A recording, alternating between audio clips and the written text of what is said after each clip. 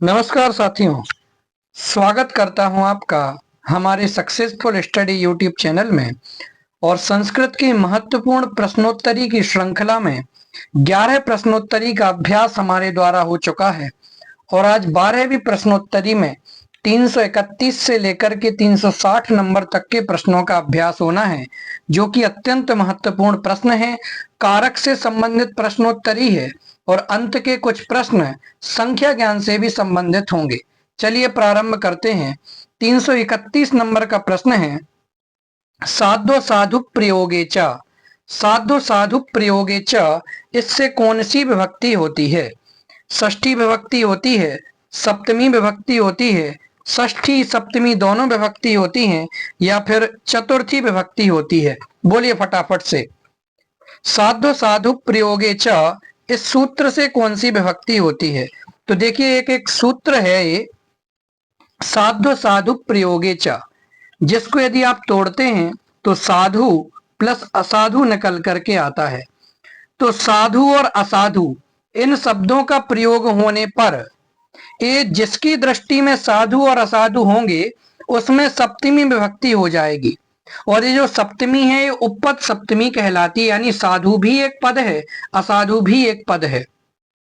जैसे इसका उदाहरण मैं आपको बता दूं कि कृष्ण माता की दृष्टि में साधु है। कृष्ण माता की दृष्टि में साधु है अर्थात सज्जन है। तो इसका रूप क्या बनेगा? कृष्णः, क्योंकि कर्ता है एक वचन। किसकी दृष्टि में? माता की दृष्टि में। तो माता में कौन सा वचन लग जाएगा? सप्तमी विभक्ति एक वचन लग जाएगा, क्योंकि जिसकी दृष्टि में साधु होंगे उसमें सप्तमी विभक्ति का प्रयोग होगा। तो कृष्ण मातरि अर्थात माता की दृष्टि में साधु अस्ति। तो कृष्ण माता की दृष्टि में साधु है, इस प्रकार से रूप बन गया। तो साधु शब्द का प्रयोग होने के कारण से उपपद सप्तमी कहलाएगी और मातरी में इस उपपद सप्तमी का प्रयोग होगा। इसी प्रकार से यदि असाधु शब्द की बात करें तो कृष्ण मामा की दृष्टि में असाधु हैं। आप सभी जानते हैं कि मामा कौन थे? कंस थे। तो कृष्ण मातुले असाधु अस्ति अर्थात मामा की दृष्टि में असाधु हैं। तो सीधी बात है कि साधु और असाधु शब्दों का प्रयोग होने पर सप्तमी विभक्ति हो जाती है, इसलिए ऑप्शन ब आपका सही हो जाएगा। ठीक है ना? चलिए आगे बढ़ते हैं। 332 नंबर का प्रश्न है, उपान बद्यांग वसह। उपान बद्यांग वसह इस सूत्र से होती है, एक सूत्र है, अधिकरण संज्ञा होती है, कर्म संज्ञा होती है, द्वितीया विभक्ति होती है, या फिर सप्तमी विभक्ति होती है? बोलिए। तो देखिए, उपान बद्यांग वसह एक सूत्र है। इसका मतलब होता है कि यदि उप उपसर्ग हो या फिर अनु उपसर्ग हो या फिर अधि उपसर्ग हो, कौन कौन से? उप उपसर्ग, अनु उपसर्ग या फिर अधि उपसर्ग हो, ठीक है ना, या फिर आंग उपसर्ग हो, ठीक है ना। और इसके बाद में यदि बस धातु का प्रयोग होता है, वस धातु का प्रयोग होता है, तो क्या हो जाता है? यहां पर उसकी कर्म संज्ञा हो जाती है। कौन सी संज्ञा हो जाती है? कर्म संज्ञा हो जाएगी, इसलिए ऑप्शन वह आपका सही हो जाएगा। ठीक है ना? चलिए 333 नंबर का प्रश्न है, पर्याप्त्यर्थक अलम के योग में द्वितीय विभक्ति पर्याप्त्यर्थक अलम के योग में कौन सी विभक्ति होती है? पर्याप्त अर्थात अलम, इतना ही, इससे ज्यादा नहीं। तो पर्याप्त्यर्थक अलम के योग में कौन सी विभक्ति होती है? चतुर्थी विभक्ति, तृतीया विभक्ति, तृतीया और चतुर्थी विभक्ति, और पंचमी विभक्ति। तो देखिए, आप सभी जानते हैं, या सीधा पूछ लेते कि अलम के योग में कौन सी विभक्ति होती है तो हम बता देते। नहीं, देखिए, अलम के योग में विभक्ति का जो प्रयोग होता है वो दो प्रकार से होता है। आप समझ लीजिए, अलम शब्द है, अलम शब्द है और इसमें प्रयोग कैसे होगा?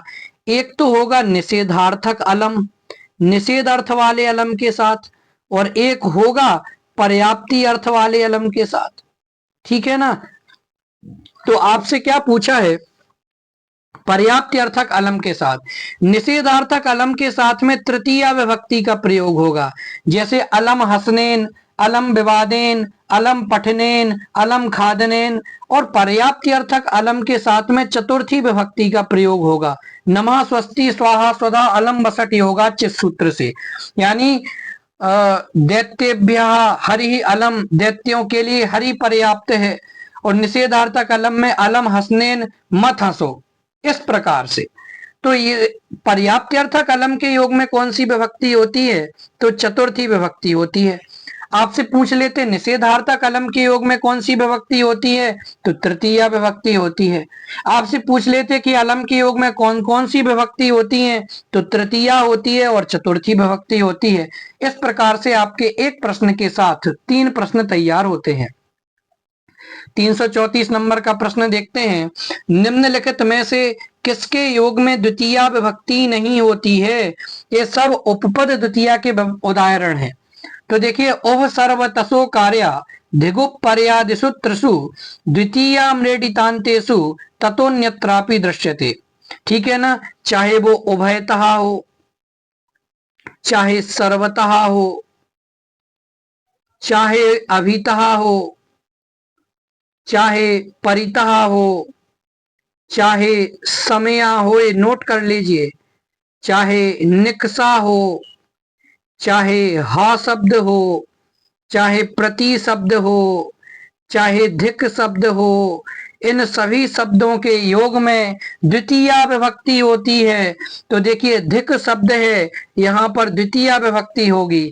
सर्वतः शब्द है, यहाँ पर भी द्वितीया विभक्ति होगी। लेकिन जो नमः शब्द है, इसमें चतुर्थी विभक्ति होगी। और जो समया शब्द है, इसमें भी द्वितीया विभक्ति हो जाएगी। समया अर्थात समीप। तो किसके योग में द्वितीया नहीं होती है? तो नमः के योग में द्वितीया विभक्ति नहीं होती है, बल्कि चतुर्थ विभक्ति होती है।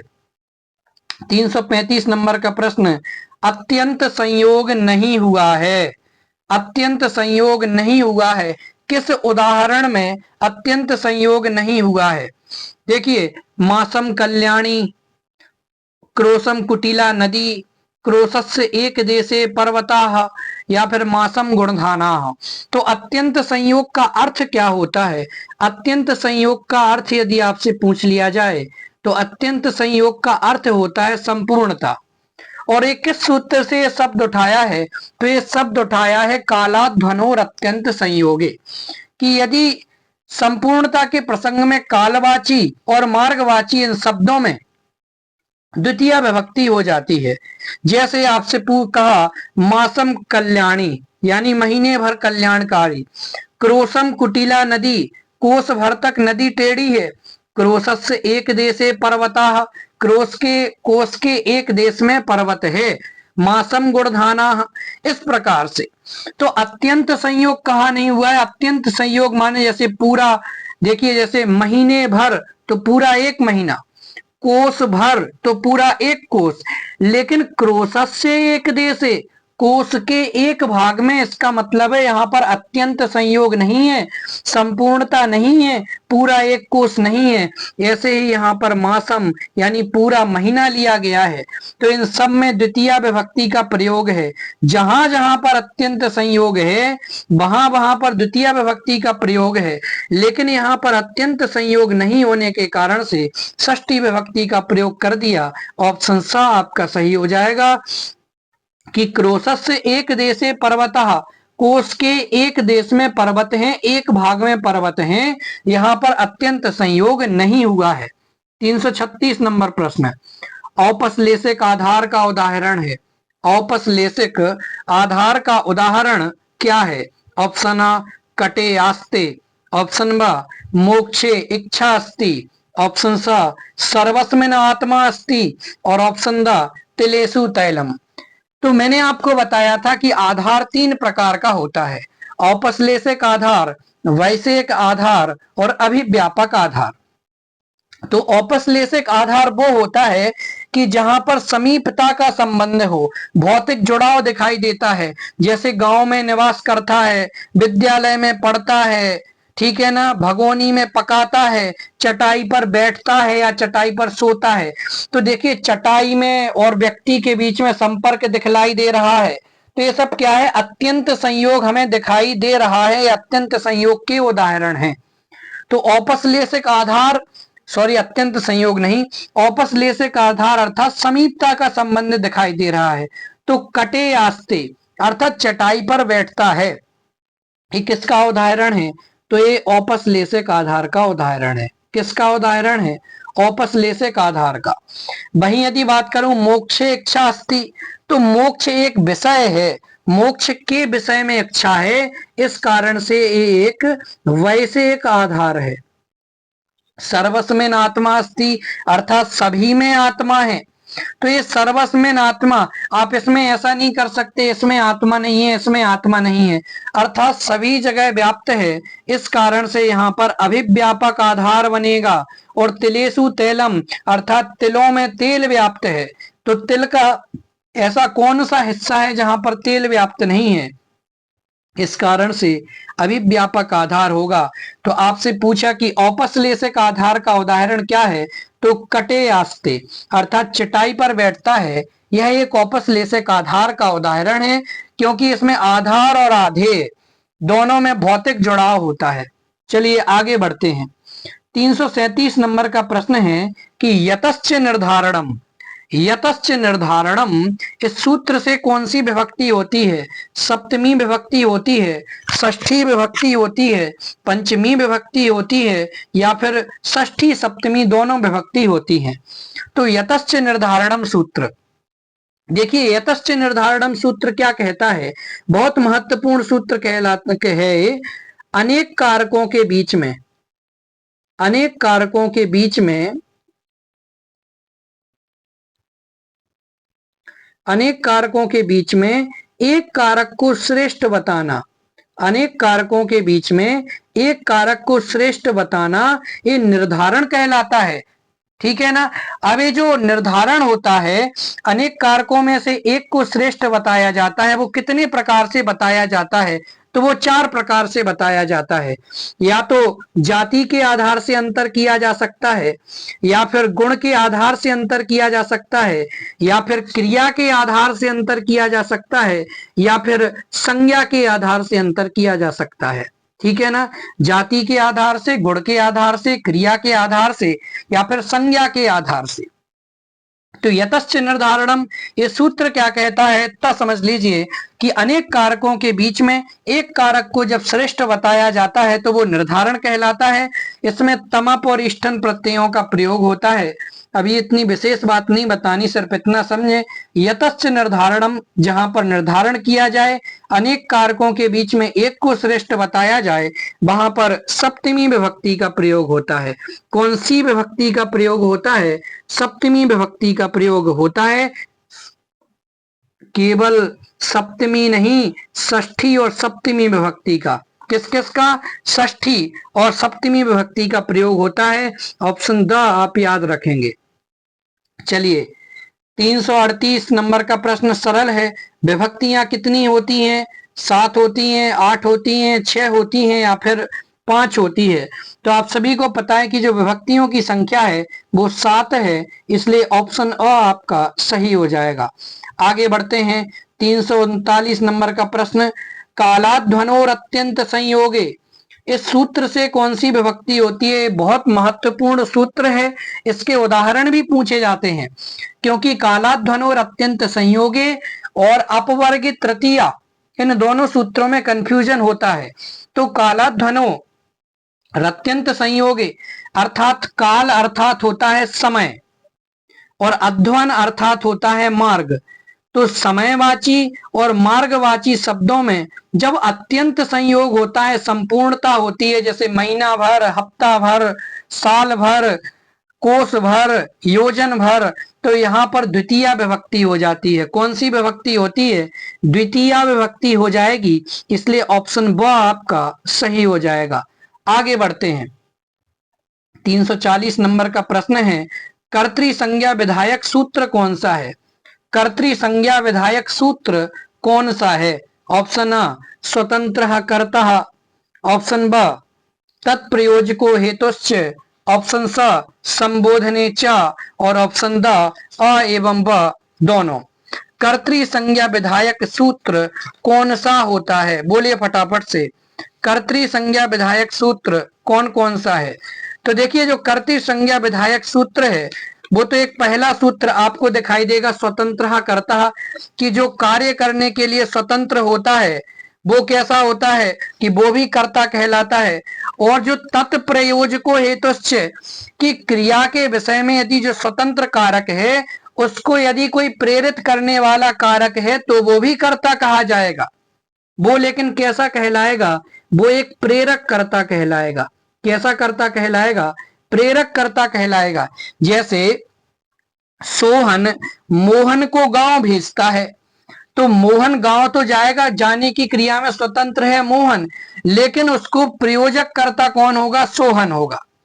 तो ऐसे वाक्यों में प्रयोजक कर्ता में पहली विभक्ति हो जाती है और मोहन जो स्वतंत्र कर्ता है उसकी कर्म संज्ञा होकर के द्वितीय विभक्ति हो जाती है। ठीक है ना? तो आप सिर्फ इतना याद रखें, अभी कर्तृ संज्ञा विधायक सूत्र कौन सा है? तो स्वतंत्र कर्ता भी है और तत्प्रयोजको हेतुश्च भी है। इस कारण से आपका ऑप्शन द सही हो जाएगा कि अ एवं ब दोनों ही कर्तृ संज्ञा विधायक सूत्र हैं। चलिए 341 नंबर का प्रश्न देखते हैं। अभिपूर्वक द्रुह धातु के योग में कौन सी संज्ञा होगी? अभिपूर्वक द्रुह धातु के योग में कौन सी संज्ञा होगी?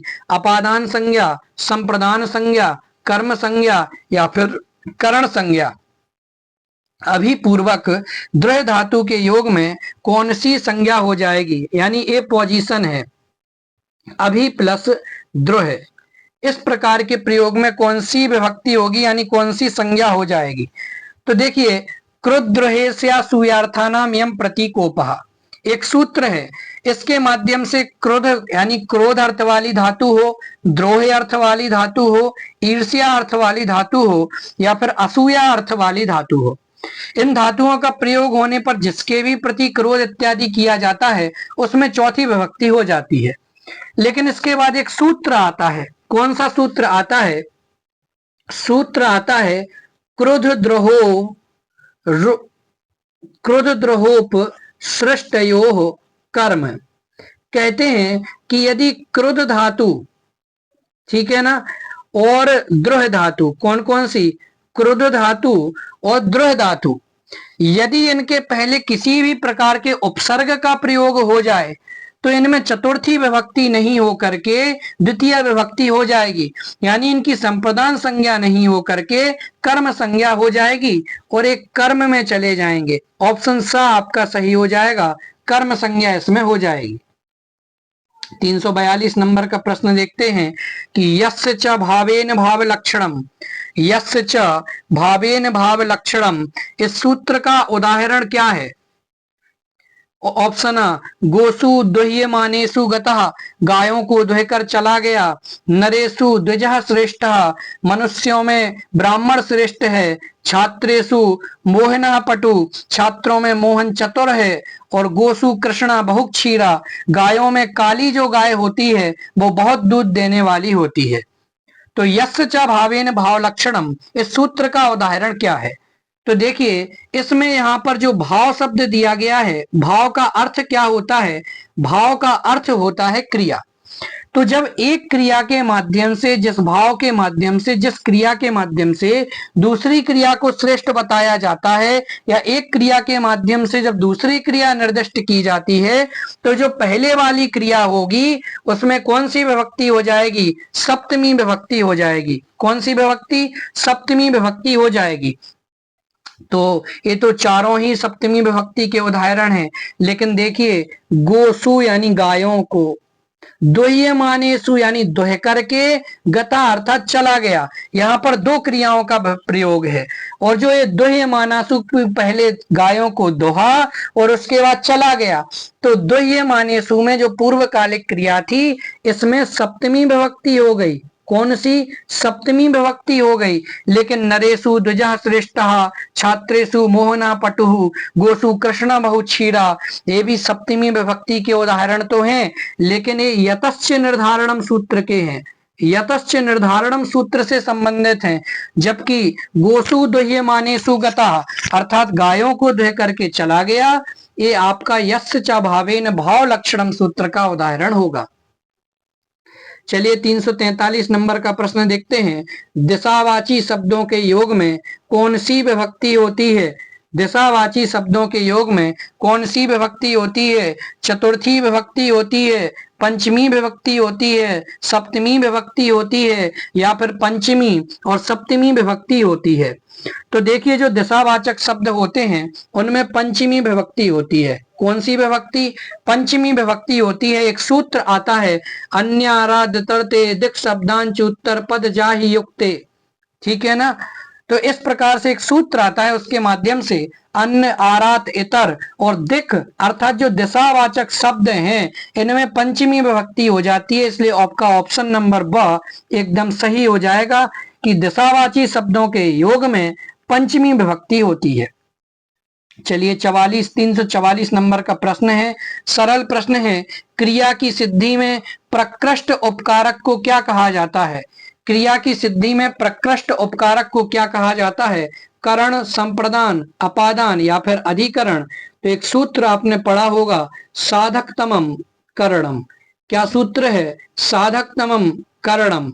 साधकतम अर्थात जो प्रकृष्ट उपकारक कारक है, प्रकृष्ट सहायक कारक है, किसमें? क्रिया की सिद्धि में। तो जो क्रिया की सिद्धि में प्रकृष्ट उपकारक या सहायक कारक है उसको करण कहा जाता है। इसलिए आपका ऑप्शन आ एकदम सही हो जाएगा। 345 नंबर का प्रश्न, अच्छा प्रश्न है। अभिव्यापक आधार का उदाहरण क्या है? अभिव्यापक आधार का उदाहरण क्या है? तिलेसु तेलम, बिल्कुल, तिलों में तेल व्याप्त है। मोक्षे इच्छा, ये वैश्विक आधार का उदाहरण है। कटे आस्ते, ये औपश्लेषिक आधार का उदाहरण है। स्थाल्याम पचति, थाली में पकाता है, ये आपका औपश्लेषिक आधार का उदाहरण है। तो आपका अभिव्यापक आधार का उदाहरण क्या होगा? तिलेसु तेलम। इसलिए आपका ऑप्शन अ एकदम सही हो जाएगा।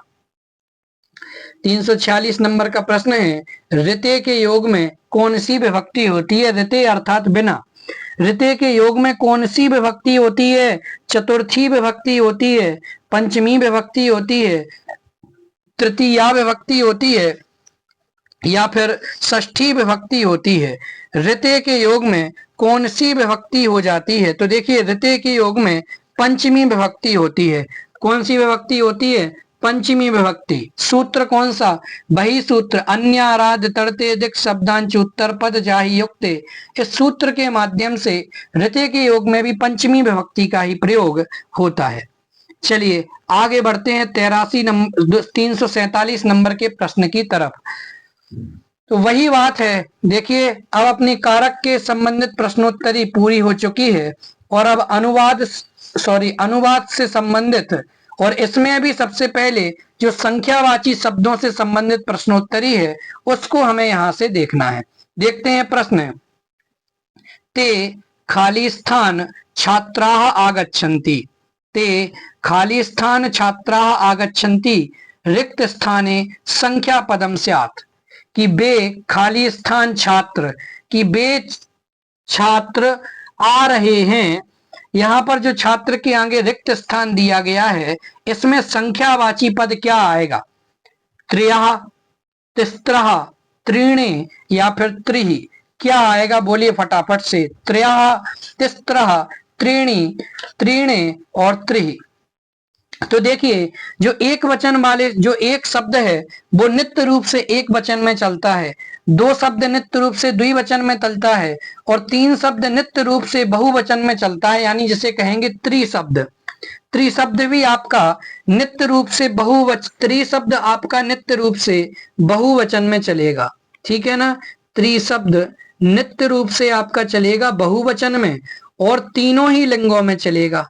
कितने? तीनों लिंगों में चलेगा।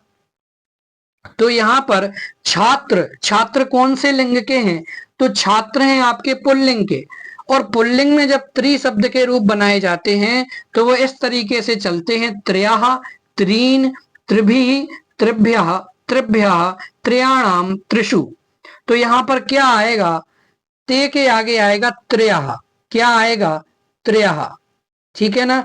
ते त्रयः छात्राः आगच्छन्ति, वे 3 छात्र आ रहे हैं।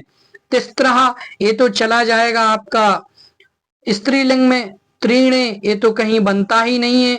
त्रिही भी कहीं नहीं बनता है।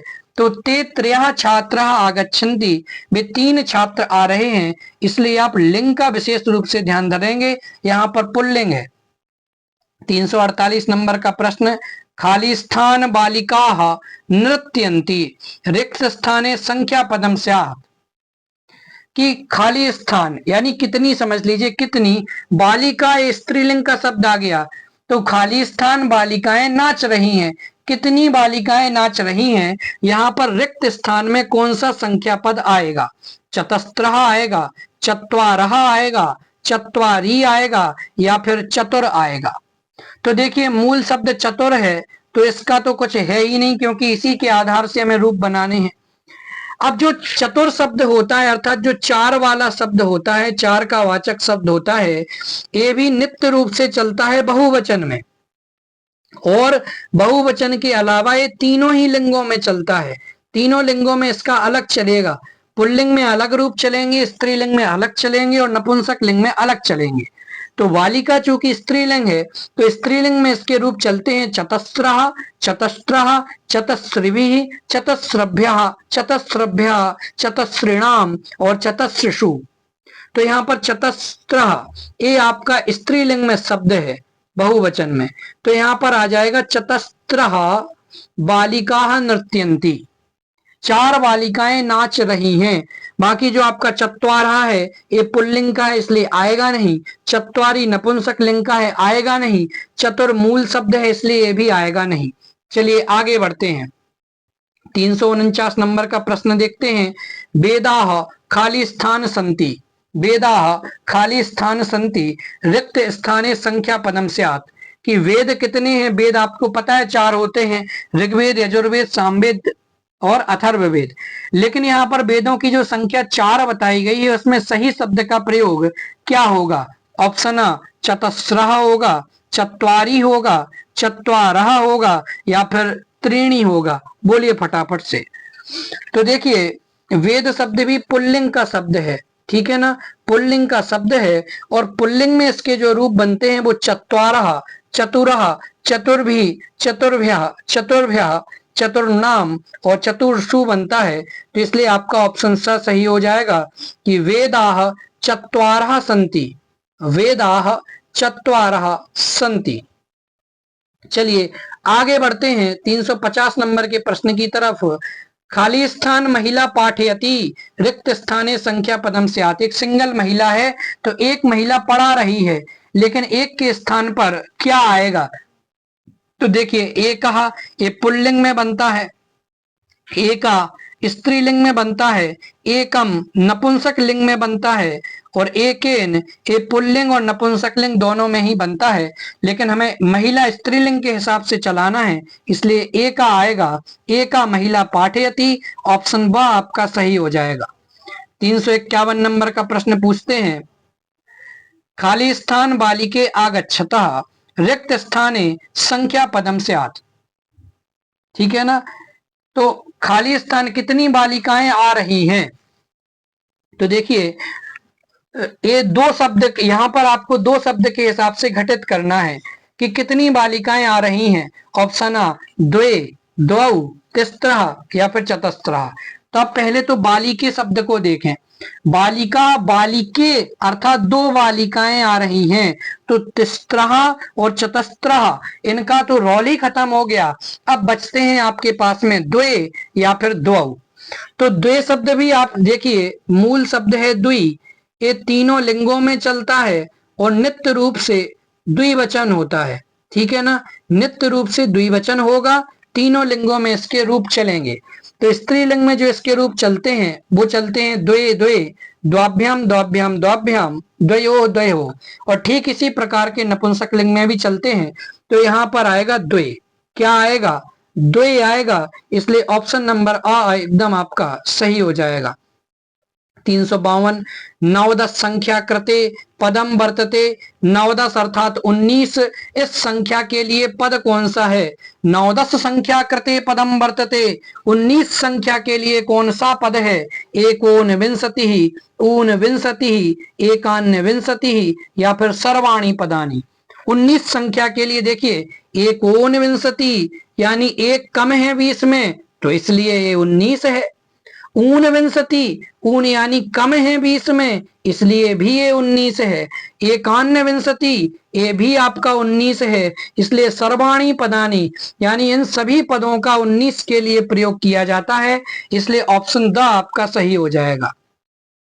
353 नंबर का प्रश्न देखते हैं। 82 कृते संख्या पदम वर्तते, 82, इसके लिए कौन सा संख्या पद प्रयुक्त होता है? द्वयाशीति, द्विशीति, द्वाशीति या फिर अशीति द्वयम, इसके लिए कौन से शब्द का प्रयोग होता है? तो देखिए 82 के लिए द्वयाशीति, द्वयाशीति, द्विधन अशीति, 2 और अशीति, संधि कर दी, यड़ संधि हो गई, तो यहाँ पर आपका हो जाएगा द्वयाशीति यानी 2 और 80 बराबर 82, इसलिए ऑप्शन आ आपका एकदम सही हो जाएगा। 83वां प्रश्न 354 नंबर का प्रश्न आता है। षण्णवति इत्यस्य तात्पर्यं वर्तते, षण्णवति इसका तात्पर्य क्या है? 69 है, 96 है, 86 है या फिर 106 है? तो देखिए इसका तात्पर्य है षण्णवति, षण अर्थात 6, नवति यानी 90 और 90 और 6 मिलाकर के 96, इसलिए ऑप्शन ब आपका सही हो जाएगा। बहुत ही मनोरंजक और अच्छी अच्छी चीजें हैं। 355 नंबर का प्रश्न है। एकाधिक चतुस्शतम इत्यस्य तात्पर्यं वर्तते, 401, 4001, 104 या फिर 1400? तो देखिए एक अधिक यानी एक ज्यादा है, प्लस किसमें? चतुस्शतम अर्थात 400 में, तो 400 में जब एक ज्यादा है तो क्या होगा? तो वो 401 हो जाएगा। तो एकाधिक चतुस्शतम इत्यस्य तात्पर्यं वर्तते क्या है? तो 401 हो जाएगा, ऑप्शन अ आपका सही होगा। 356 नंबर का प्रश्न देखते हैं। पादोन पंचशतम, पादोन पंचशतम इत्यनेन संख्या सूच्यते, इस संख्या से आपको क्या सूचित होता है?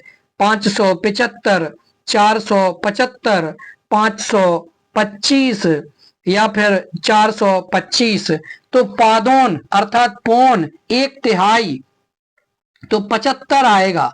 पादोन पंचशतम, ठीक है ना, यानी 450 होगा, 475, जैसे आप कहते हैं ना 1.25, ऐसे ही 450, तो 475 यहाँ पर आपका सही हो जाएगा, ऑप्शन ब आपका एकदम करेक्ट होगा। 357 नंबर का प्रश्न देखते हैं। मुनित्रयम इति पदे वचनम वर्तते, 3 मुनि, मुनित्रयम इसमें कौन सा वचन है? एक वचनम, द्विवचनम, बहुवचनम या फिर अव्ययम? बोलिए फटाफट से। मुनित्रयम इसमें कौन सा वचन है? तो भैया देखिए मुनित्रयम जो ये शब्द दिया गया है इसमें एक वचन है। आप कहेंगे क्यों? ये तो त्रिशब्द है, लेकिन इसमें अयच प्रत्यय को लगा दिया जाए, तो यदि अयच प्रत्यय को लगा दिया जाए तो क्रिया हमेशा एक वचन और नपुंसक लिंग में होगी, और ए प्रत्यय 2 से लेकर के 4 तक संख्यावाचक शब्दों में ही लगता है, शेष संख्याओं में क लगा करके रूप बनता है, ठीक है ना। चलिए तो यहाँ पर क्या हो जाएगा? आपका एक वचन हो जाएगा। 358 नंबर प्रश्न। 300 इत्यस्य कृते संख्या पदम वर्तते, 300 इसके लिए कौन सा संख्या पद है? त्रिशतम, त्रयशतम, त्रयोशतम, त्रिशतम। 300 इसके लिए कौन सा संख्यावाची पद आएगा? तो इसके लिए आएगा आपका त्रिशतम। क्या आएगा? त्रिशतम आएगा, ऑप्शन अ आपका सही हो जाएगा। चलिए 359 नंबर का प्रश्न है।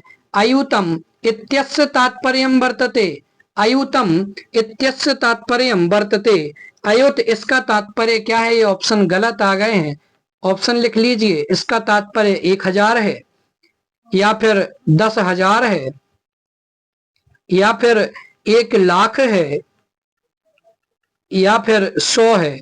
तो अयुतम इसका तात्पर्य क्या है? तो देखिए अयुत शब्द का तात्पर्य क्या होगा, बोलिए फटाफट से। तो देखिए अयुत का तात्पर्य होता है 10,000। कितना होता है? 10,000। इसलिए ऑप्शन ब आपका सही हो जाएगा। चलिए आगे बढ़ते हैं 360 और आखिरी प्रश्न की तरफ। नवति पदे लिंगम वर्तते।